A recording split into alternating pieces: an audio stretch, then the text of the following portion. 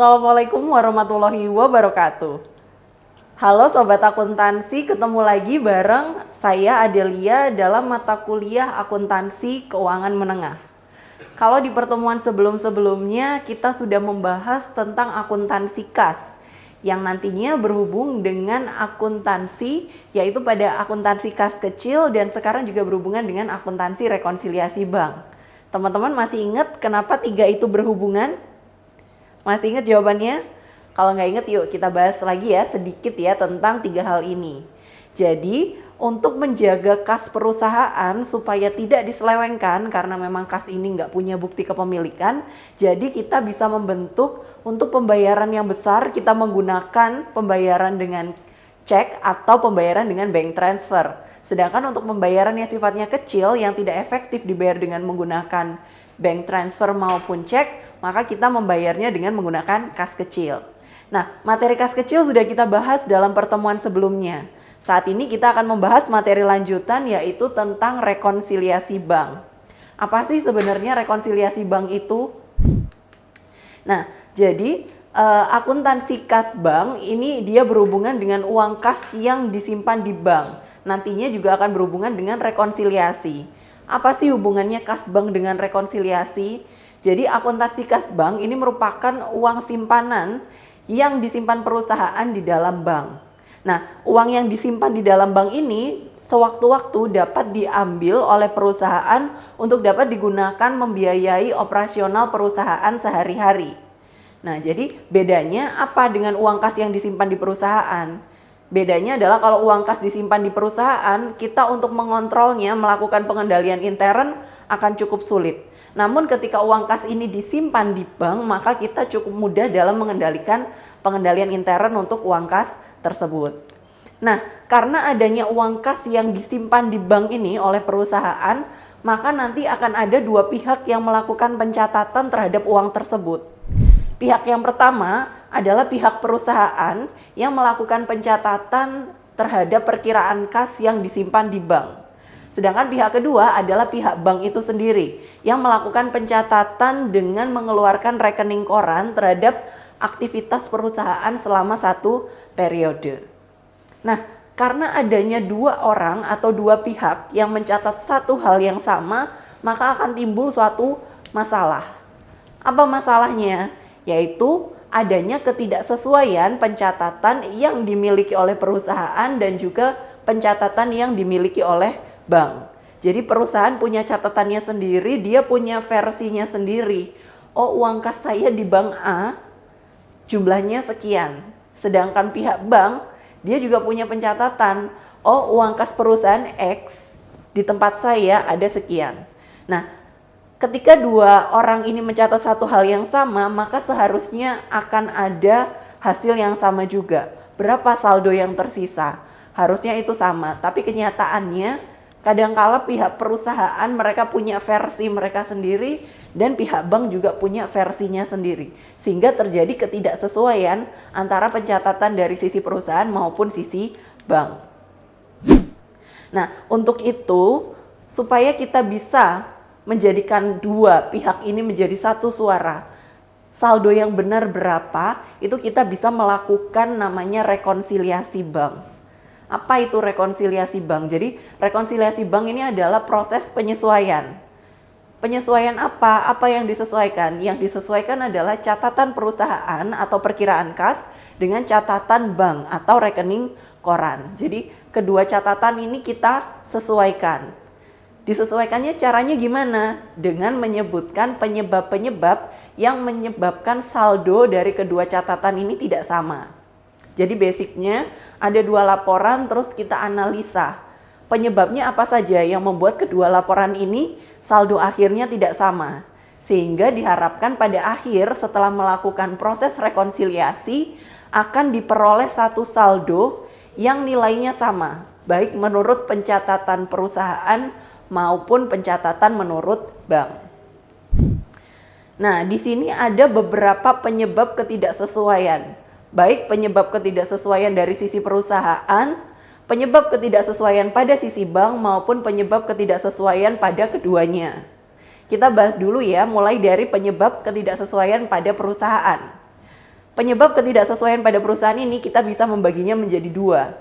Yang menyebabkan kas perusahaan bertambah atau kalau kita anotasikan menjadi P+, dan yang kedua adalah yang menyebabkan kas perusahaan menjadi berkurang atau menjadi P-.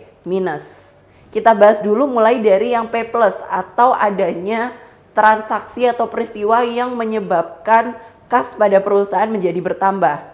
Yang pertama adalah adanya jasa giro atau pendapatan bunga. Apa maksudnya? Jadi gini, biasanya ketika perusahaan menyimpan uangnya di bank, maka setiap bulan bank ini akan memberikan pendapatan bunga kepada perusahaan. Nah, adanya pendapatan bunga ini belum diketahui oleh pihak perusahaan, karena dia tidak tahu dia mendapatkan berapa di tanggal berapa. Yang tahu siapa? Yang tahu adalah pihak bank. Pihak bank adalah pihak yang sudah memberikan pendapatan bunga itu kepada perusahaan. Sehingga bank langsung menambahkan adanya pendapatan bunga pada kas perusahaan. Sehingga di sini ada ketidaksesuaian. Apa ketidaksesuaiannya? Pihak bank sudah mencatat adanya pendapatan bunga, tapi pihak perusahaan belum mencatat adanya pendapatan bunga. Sehingga analisa untuk transaksi ini adalah kita harus menambahkan saldo pada sisi perusahaan. Atau kalau kita kasih logonya adalah P+. Itu. Kemudian yang kedua, adanya nota penagihan.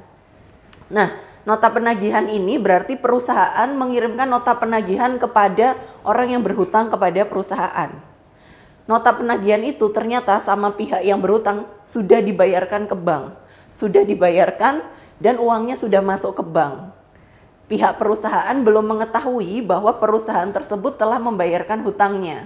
Namun pihak bank telah menerima uang dari hasil nota penagihan tersebut.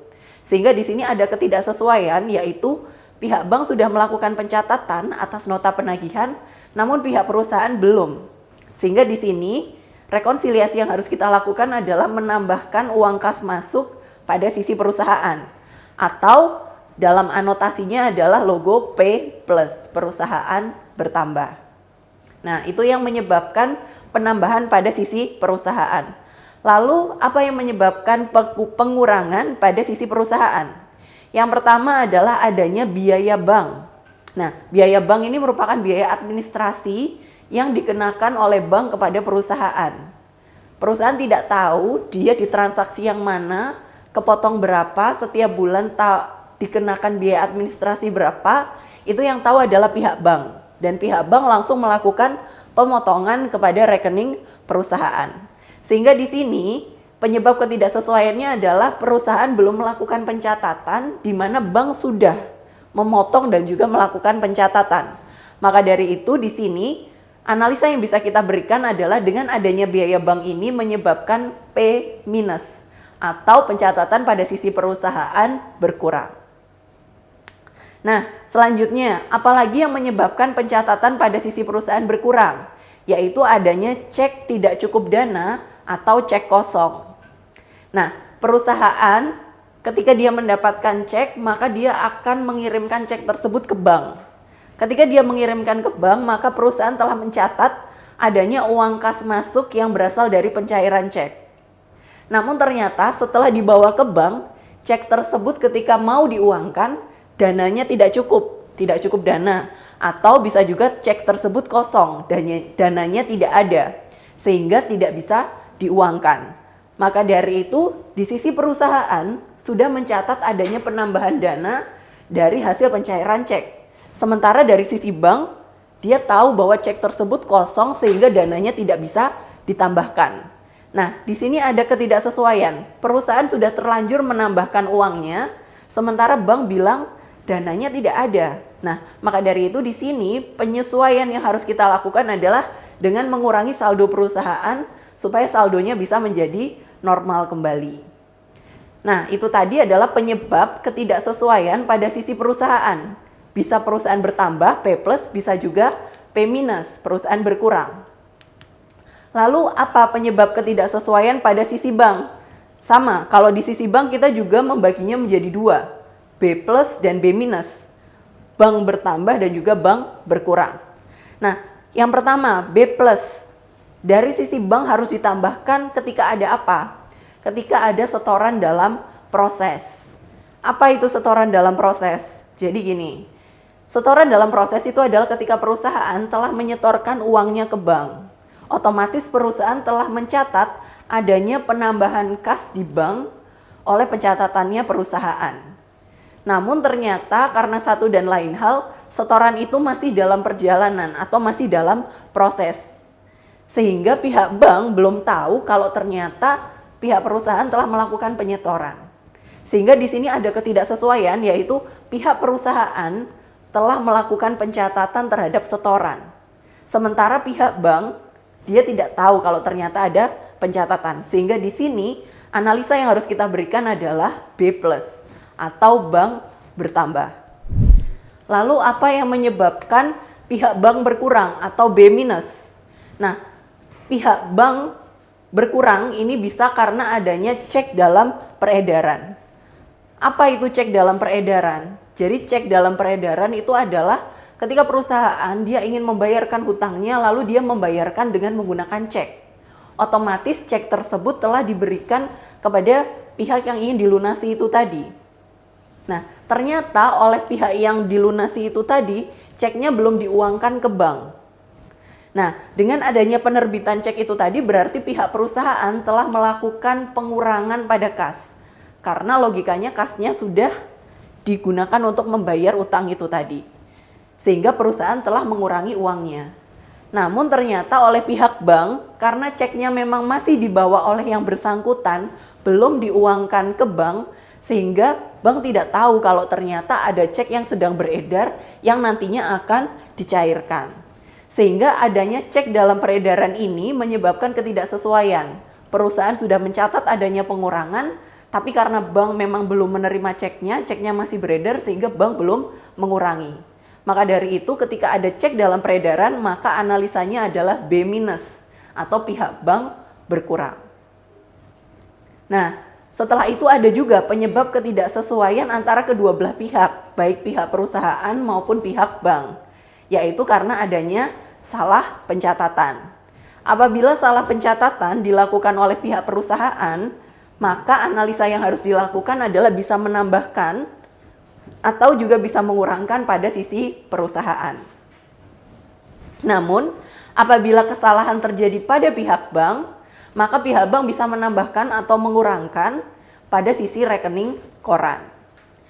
Nah, itu tadi adalah penyebab-penyebab ketidaksesuaian dari transaksi akibat adanya pencatatan oleh pihak bank maupun pihak perusahaan yang kita temukan analisisnya dengan menggunakan rekonsiliasi bank. Nah, di sini Bu Adel punya satu contoh di mana adanya setoran dalam proses dari Koperasi Jakarta yang belum nampak dalam rekening koran. Nah, di sini kita bisa menganalisa belum nampak dalam rekening koran. Artinya apa? Rekening koran itu merupakan pencatatan dari sisi bank. Sehingga di sini yang harus kita lakukan analisa selisih adalah dari sisi bank. Adanya setoran dalam proses ini berarti perusahaan telah melakukan pencatatan terhadap setoran tersebut. Perusahaan telah melakukan pencatatan dengan menambahkan uang pada sisi kas perusahaan. Namun karena memang setoran ini dalam proses, belum nampak dalam rekening koran, artinya di sini yang harus kita tambahkan adalah dari sisi bank. Dari sisi bank harus kita tambahkan sebesar berapa nilai nominal dari setoran dalam proses tersebut. Sehingga adanya setoran dalam proses ini analisanya adalah menyebabkan penambahan pada sisi bank. Atau kalau kita anotasikan logonya adalah B+. Kemudian contoh selanjutnya, adanya cek beredar dari toko sinyal yang belum nampak dalam laporan rekening koran. Belum nampak dalam laporan rekening koran. Artinya dari sisi bank ini belum dicatat. Adanya cek beredar berarti perusahaan telah melakukan pencatatan untuk pengurangan dari pembayaran cek itu tadi. Artinya dari pihak perusahaan telah melakukan pengurangan pada uang kasnya. Namun karena cek ini memang masih beredar sama toko sinyal belum diuangkan ke bank, sehingga pihak bank yang harus melakukan pengurangan untuk supaya sama, agar mengurangi juga rekening kas perusahaan di bank.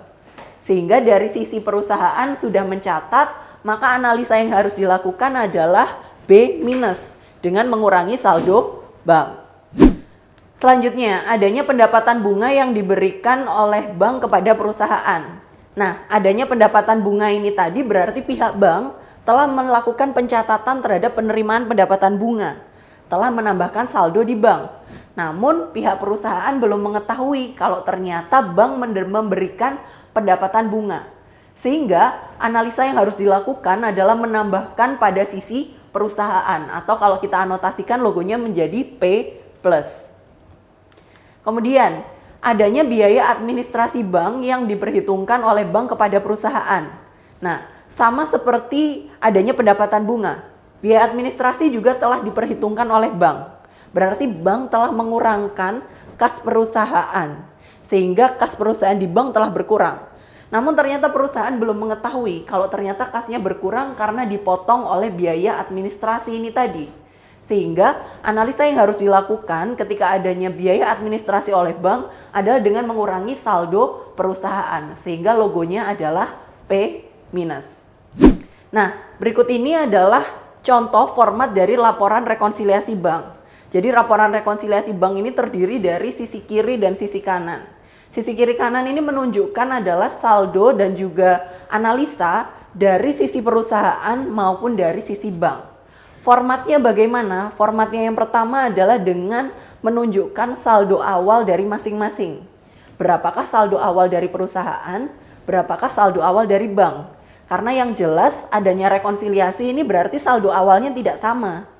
Nah, setelah itu kita cari penyebab-penyebab ketidaksesuaiannya apa, kita masukkan, lalu kita akan menemukan satu saldo akhir yang merupakan hasil analisa gabungan dari analisa perusahaan dan analisa bank. Sehingga akan didapatkan satu saldo akhir yang sama, baik saldo menurut perusahaan maupun saldo menurut bank. Nah, ketika kita melakukan analisa untuk melakukan rekonsiliasi bank, pasti kita menemukan adanya P+, P-, B+, B-. Adanya penambahan dan pengurangan dari sisi perusahaan dan adanya penambahan pengurangan dari sisi bank. Nah, teman-teman yang perlu diingat, selain kita membuat laporan rekonsiliasi bank, kita juga harus membuat jurnal penyesuaian untuk menyesuaikan transaksi-transaksi supaya dia bisa menunjukkan hal yang sesungguhnya. Nah, karena di sini sudut pandang kita adalah sudut pandang perusahaan, maka kita perlu membuat jurnal penyesuaian di mana isi dari jurnalnya ini adalah mencatat adanya transaksi penambahan maupun transaksi pengurangan yang ada di sisi perusahaan.